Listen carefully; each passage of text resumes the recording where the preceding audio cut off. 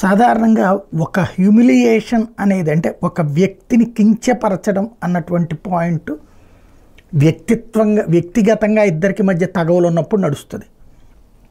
ఇప్పుడు మనది మనకి నచ్చిన నాయకుడి మీద ప్రేమ ఉండటం తప్పులేదు.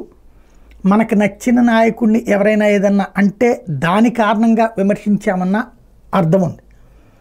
కానీ మాకు నచ్చిన నాయకుడికి అనుగుణంగా నువ్వు వ్యవహరించట్లేదు అనేటటువంటి కారణంతో తీవ్రంగా దుర్భాషలు ఆడటం, అది వ్యక్తిత్వ హననం. అల్లు అర్జున్ ఫేస్ గురించి, అల్లు అర్జున్ స్టైల్ గురించి, అల్లు అర్జున్ క్యారెక్టర్ గురించి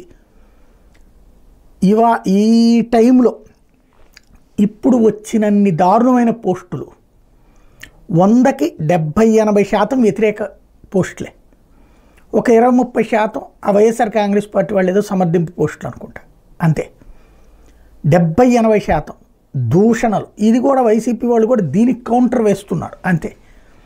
ఇంత దారుణమైనటువంటి మానసిక వ్యధని కలిగించి అతనైతే పట్టించుకోవట్లేదు, అల్లు అరవింద్ కూడా పట్టించుకుంటున్నట్లేరు. కానీ ఒక పెద్ద కమెడియన్ లాగాను ఒక దుర్మార్గుడుగాను చిత్రీకరించబడినటువంటి మొట్టమొదటి సందర్భం అనుకుంటా.